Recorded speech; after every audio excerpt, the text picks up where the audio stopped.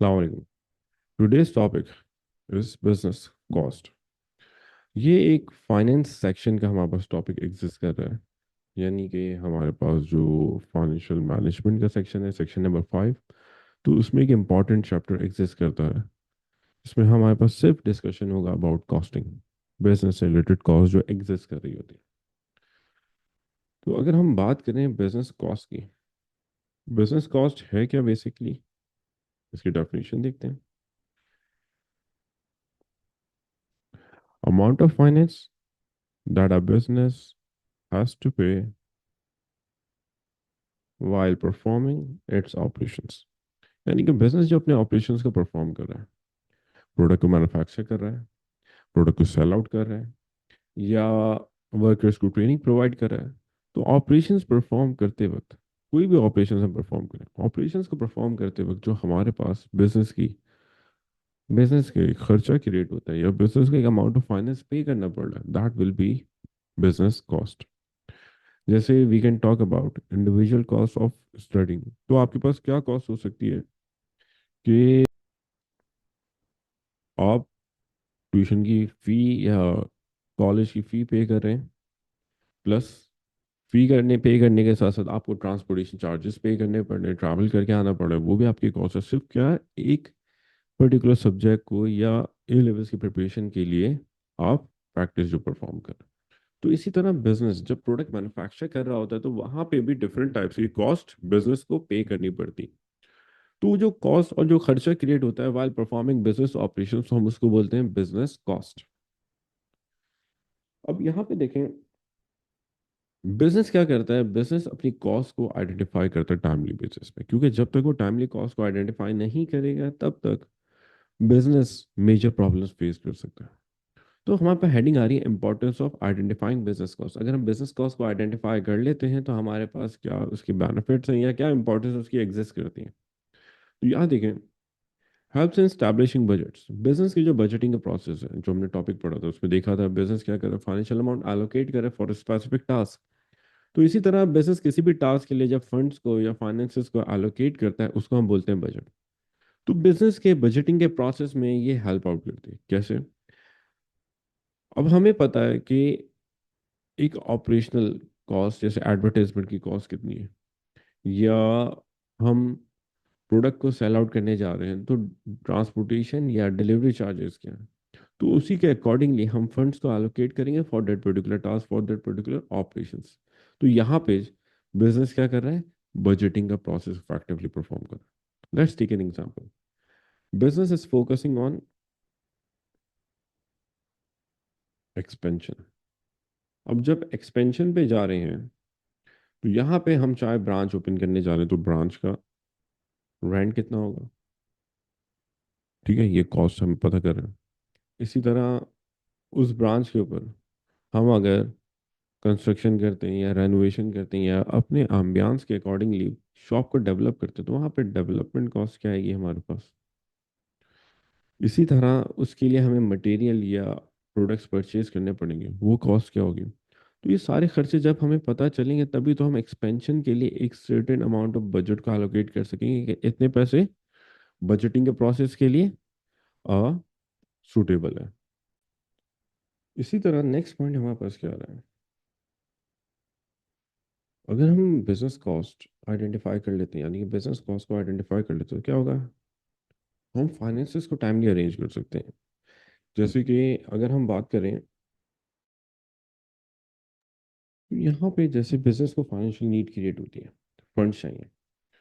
For example, business ने identify करा in next month they they have to do advertise their product. तो अब advertisement के लिए क्या होगा, कुछ पैसे इनको रिक्वायर्ड होंगे। फॉर एग्जाम्पल, टेलीविजन पे महंगी एडवर्टीजमेंट पे जाना चाह रहा है बिजनेस, तो टेलीविजन पे एडवर्टीजमेंट के लिए बिजनेस ने क्या किया, टेलीविजन पे एडवर्टीजमेंट करने के लिए बिजनेस ने बोला भाई हमें रिक्वायर्ड है 2 मिलियन। रुपीज़, 2 मिलियन रुपीज़ के लिए, डॉलर बहुत ज़्यादा हो जाएंगे, 2 मिलियन रुपीज़, और बिजनेस के पास ये फंड्स अवेलेबल नहीं है। तो बिजनेस ने क्या करा, बिजनेस ने इन फंड्स की अरेंजमेंट नेक्स्ट मंथ से पहले ही अपने पास स्टार्ट कर दी। उसने डिफरेंट ऑप्शंस या डिफरेंट सोर्सेज ऑफ फाइनेंसेस को गो थ्रू करा, और किसी भी स्पेसिफिक सोर्स ऑफ फाइनेंस से फंड जनरेट कर लिए, ताकि अपनी फाइनेंशियल नीड को टाइमली फुलफिल कर सके, फंड्स को टाइमली अरेंज कर सके। इसी तरह helping identifying business profit and loss को कैलकुलेट करने के लिए हमें कॉस्ट आइडेंटिफाई करना जरूरी है। क्योंकि इनकम स्टेटमेंट में आप देखते हैं कि हम रेवेन्यू में से क्या करते हैं, सिर्फ और सिर्फ कॉस्ट को तो माइनस करते हैं, तो जितने भी खर्चे हमने वो डिडक्ट करना शुरू करें, तो हमें पता चला हमारे पास अमाउंट ऑफ प्रॉफिट या लॉस कितने हैं। यानी कि विदाउट आइडेंटिफाइंग बिजनेस कॉस्ट, आप प्रॉफिट्स और लॉस ऑफ अ बिजनेस को आइडेंटिफाई कर ही नहीं सकते। तो आपको पता ही नहीं चलेगा कि आपके बिजनेस में कितना प्रॉफिट है, कितना लॉस है। फॉर एग्जाम्पल, मुझे पता है मैंने रेवेन्यू जनरेट करा है बिजनेस के अंदर 20,000 का, बट कॉस्ट की कैलकुलेशन मैंने करी नहीं, कॉस्ट प्रॉपरली आइडेंटिफाई करी नहीं। तो ऐसा ना करने की वजह से क्या होगा, बिजनेस के लिए प्रॉब्लम क्रिएट होगी कि बिजनेस अपनी कॉस्ट को आइडेंटिफाई ना करने की वजह से वो लॉस जनरेट कर रहा है या प्रॉफिट जनरेट कर रहा है, हम ये चीज़ आइडेंटिफाई कर ही नहीं सकेंगे, हमें पता ही नहीं चल सकेगा।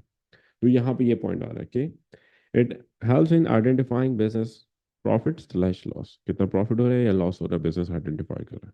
इसी तरह help in decision making process, business के डिफरेंट डिसीजन मेकिंग प्रोसेस में एक सपोर्ट प्रोवाइड करते हैं। लाइक ट्रेनिंग कॉस्ट हमने आइडेंटिफाई करी कि एक्सपेक्टेडली ट्रेनिंग कितना खर्चा आएगा, तो ट्रेनिंग हमें प्रोवाइड करनी चाहिए या नहीं, हमने क्या करा, डिसीजन की बेसिस पे ऑप्ट करा कि भाई हमें ट्रेनिंग प्रोवाइड करनी है या हमें ट्रेनिंग नहीं प्रोवाइड करनी है, हमने उसी के बेसिस पे डिसाइड करा, कॉस्ट हमें पता चला। इसी तरह हमने different cost of material identify करी फ्रॉम डिफरेंट सप्लायर्स, फिर हम डिसाइड करेंगे कौन से सप्लायर से हमें मटेरियल परचेज करना चाहिए, किससे हमें प्रोडक्ट को परचेज करें, किससे ना करें। Next point, help in evaluating business risk, risk of failure पे इवेलुएट कर सकते हैं आप with the help of cost. कैसे, अगर बिजनेस का रिस्क ऑफ फेलियर ज्यादा होगा, चांसेस ऑफ फेलियर ज्यादा होंगे, तो वहां पे सॉरी कॉस्ट ज्यादा होगी। अगर बिजनेस की कॉस्ट ज्यादा हुई तो बहुत high chances of failure exist कर होंगे कि बिजनेस वो कॉस्ट टाइमली पे बैक ना कर सके, जितने फंड्स अवेलेबल ना हो जिससे हम उन कॉस्ट को इजीली पे ऑफ कर सकें। तो यहाँ पे कॉस्ट की बेसिस पर रिस्क आइडेंटिफाई करते हैं। इसी तरह एक बिजनेस ऑपरेट करें जहां पे हमारे ओवरहेड्स यानी फिक्स कॉस्ट कम है, तो वहां पे फिक्स कॉस्ट कम होना एक बेनिफिशियल है। मींस हमारे पास अगर रेवेन्यू कम भी जनरेट होता है, स्टिल बिजनेस मैनेज कर सकता है अपने पास sufficient amount of revenue generate करने के लिए, जिससे अपने वो खर्चों को, कॉस्ट को पूरा कर सकेगा, वहां पे उसको डिफिकल्टी फेस नहीं करनी पड़ेगी। तो यहाँ पे रिस्क ऑफ फेलियर भी इवैल्यूएट कर लेते हैं business. Next point, price setting में हेल्प आउट करता है। देखिए, प्राइस ऑफ प्रोडक्ट हम विदाउट आइडेंटिफाइंग कॉस्ट नहीं सेट कर सकते। अब मैं चाहता हूं कि प्रोडक्ट बेचूं, एक कोल्ड ड्रिंक सेल आउट करूं, और मैं अगर बोल दें तो 50 रुपीज की कोल्ड ड्रिंक सेल आउट करूं और कॉस्ट मैंने आइडेंटिफाई नहीं करी, बहुत हाई चांसेस हैं कि मैं अपने बिजनेस को लॉस में मूव कर दूं। हो सकता है cost will be high then the selling price, तो वहां पे बिजनेस लॉस के टुवर्ड्स मूव कर सकता है। इसी तरह अगर मैंने कॉस्ट आइडेंटिफाई करे बगैर और प्राइसेस सेट कर दी, for example cost was 15 rupees और मैंने प्राइस 50 रुपीज सेट कर दी, तो यहाँ पे भी बहुत हाई प्राइसेस की टुवर्ड्स मूव कर सकता हूँ, मीन्स इनफेक्टिव प्राइसेस पे जाऊंगा मैं। तो यहाँ पे बिजनेस के लिए डिफरेंट फैक्टर्स होते हैं प्राइसेस सेट करने के लिए, लेकिन उनमें से एक इंपॉर्टेंट फैक्टर क्या होता है हमारे पास, बिजनेस की कॉस्ट। विदाउट आइडेंटिफाइंग कॉस्ट हम प्राइसेस, अच्छी प्राइसेस को कभी सेट नहीं कर सकते। बहुत हाई चांसेस होंगे कि हम ज़्यादा प्राइसेस चार्ज कर दें या हम कम प्राइसेस चार्ज कर दें ऑफ प्रोडक्ट। तो ये कुछ पॉसिबल बेनिफिट्स हमारे पास आते हैं अगर बिजनेस कॉस्ट को टाइमली आइडेंटिफाई कर लेता है तो। अब इसी तरह बिजनेस की कॉस्ट की डिफरेंट टाइप्स हमारे पास एग्जिस्ट करती हैं, तो क्या क्या टाइप्स हैं हम उनको गो थ्रू करते हैं। Like fix cost, variable cost, जो मेन इंपॉर्टेंट कॉस्ट होती हैं, फिर आती है total cost and average cost, फिर इसके बाद marginal cost, direct and indirect cost. ये अलग अलग टाइप्स की कॉस्ट होती हैं जो हमें इस चैप्टर में इनकी नॉलेज, इनकी अंडरस्टैंडिंग डेवलप करनी है। इसी तरह अगर हम बात करें फिक्स कॉस्ट की, तो ये देखें फिक्स कॉस्ट क्या है, अ type of business cost which remains unchanged, यानी कि ये वो कॉस्ट है जो चेंज नहीं होती। आप आप कम प्रोड्यूस करो, ज्यादा प्रोड्यूस करो। हमने कम क्वांटिटी में प्रोडक्ट बनाया है, हमने ज्यादा क्वांटिटी में प्रोडक्ट बनाया, but this particular cost will remain same. ये हमारे पास चेंज नहीं होगी। ऐसा कैसे पॉसिबल है भाई? कुछ कॉस्ट होती हैं ऐसी जिनको हम फिक्स कॉस्ट या ओवरहेड कॉस्ट भी कंसीडर करते हैं, जो प्रोडक्शन के हिसाब से चेंज नहीं होंगी। मतलब ये कॉस्ट ऐसी होती हैं जो बोलते हैं भाई पूरे साल में आप प्रोडक्ट जितनी भी क्वांटिटी में मैन्युफैक्चर करो, कम क्वांटिटी में बनाओ, ज्यादा क्वांटिटी में बनाओ, इवन कुछ भी मैन्युफैक्चर ना करो, ये खर्चा, ये कॉस्ट हमारी सेम रहेगी। ये खर्चा हमारा चेंज नहीं होगा। यहाँ देखें, a type of business cost which remains unchange. देखें आगे फर्दर क्या है। और अ फाइनेंशियल ईयर, यानी कि एक साल के लिए, एक साल के बाद चेंज हो सकती है, second year, third year, fourth year change हो सकती है, बट उस पर्टिकुलर फाइनेंशियल ईयर में ये सेम रहेगी, ये वैरी नहीं करेगी। For a financial year, even if the level of output of a business changes, output का लेवल चेंज हो रहा है, कम प्रोड्यूस कर रहे हैं, ज्यादा प्रोड्यूस कर रहे हैं, ये कॉस्ट हमारे पास चेंज नहीं हो रही, ये कांस्टेंट है हमारे पास। ठीक है। जैसे इसकी एग्जांपल की बात करें तो for example, rent of office, building, factory, salaries of employees, जो भी हमारे पास एम्प्लॉयज एग्जिस्ट कर रहे हैं हम उनको सैलरीज पे कर रहे हैं, इंटरेस्ट एक्सपेंस, जो हमारे पास लोन हमने बोरो करा उसमें हमें इंटरेस्ट पे करना है, ये पूरे साल के लिए सेम रहता है, वेरी नहीं करता। एडवर्टाइजमेंट कॉस्ट, अगर आपने एडवर्टाइजमेंट करनी है तो एडवर्टाइजमेंट कंपनी आपसे आपके नंबर ऑफ यूनिट्स के अकॉर्डिंगली चार्ज नहीं करेगा, वो सिंपल क्या करेगा, अपनी एक फिक्स प्राइस के अकॉर्डिंगली आपसे अमाउंट चार्ज करेगा कि इतने 30 सेकेंड्स की एडवर्टाइजमेंट करनी है, इतना चार्ज करेंगे, 15 सेकेंड्स की एडवर्टाइजमेंट करनी है, उसके अकॉर्डिंगली वो आपको चार्ज कर रहे हो, तो उनकी भी एक फिक्स अमाउंट होती है ऑफ एडवर्टाइजमेंट। इसी तरह एक और आ रहा है हमारे पास डेप्रिसिएशन।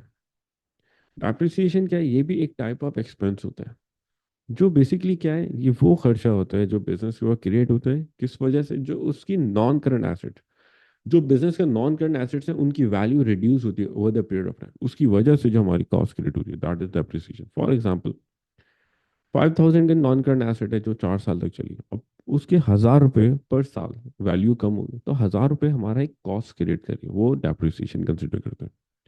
तो ये कुछ टाइप्स की हमने फिक्स कॉस्ट डिस्कस की है यहाँ पे।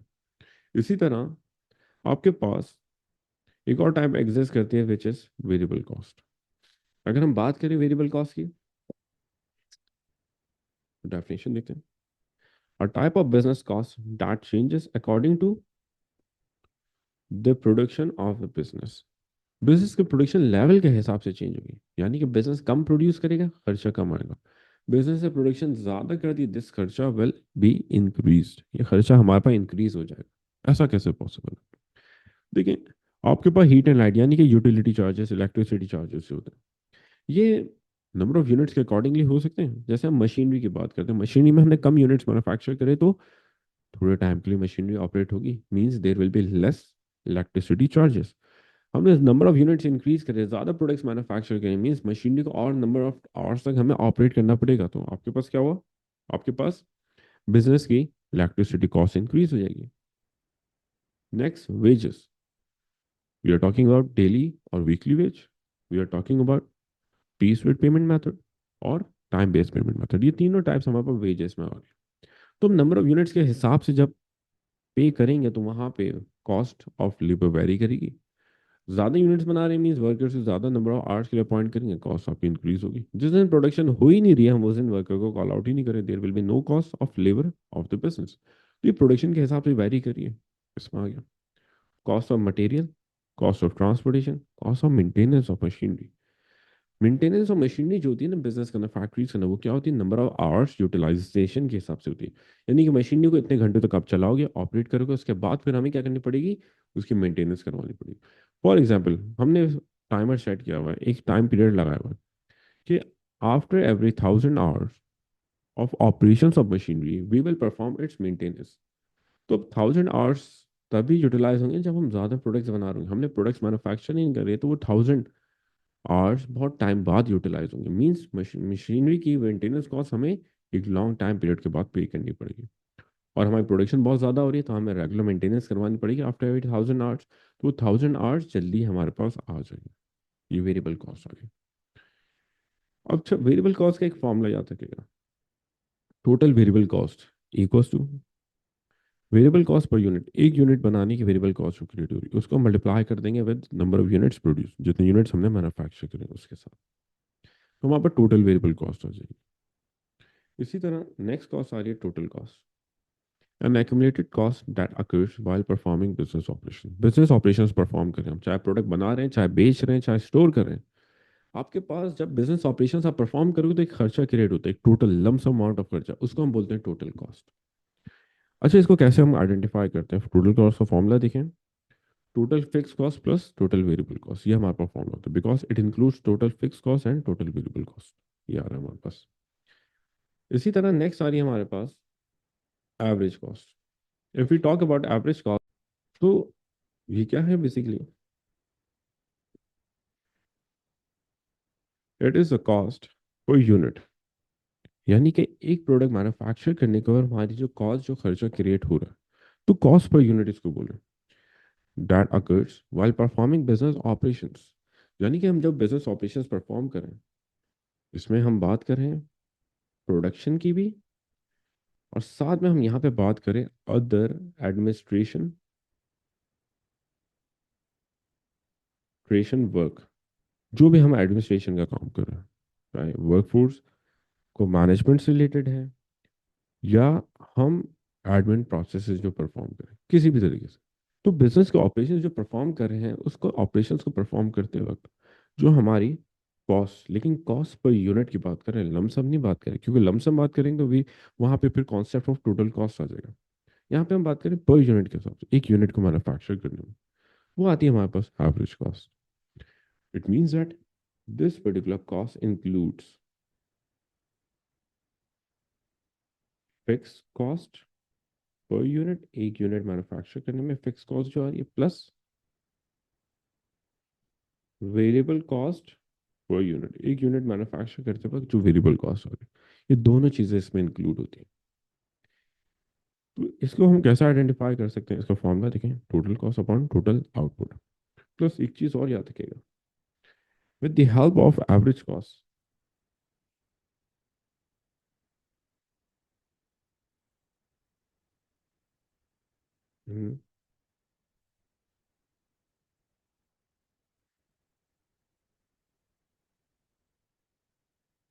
It helps a business setting prices of product, ये बिजनेस की प्राइसेस को चार्ज करने में, सेट करने में हेल्प आउट करती है।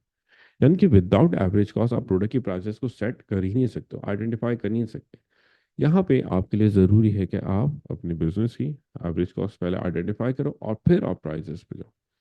फॉर एग्जांपल, हमने आइडेंटिफाई करो हमारे बिजनेस की एवरेज कॉस्ट आ रही है 300 रुपीज़ पर यूनिट, एक यूनिट को मैन्युफैक्चर करने के अंदर हमारे पास टोटल 300 रुपीज़ लग रहे हैं। तो अब हम प्राइसेस को इससे हायर, इसी हायर साइड पे सेट करेंगे, मीन्स हम 310 चार्ज कर सकते हैं, 320 चार्ज कर सकते हैं, 350 चार्ज कर सकते हैं, यानी कि इस कॉस्ट से ज़्यादा प्राइसेस को हमें सेट करना पड़ेगा। यहाँ पे हमारे पास एवरेज कॉस्ट कंप्लीट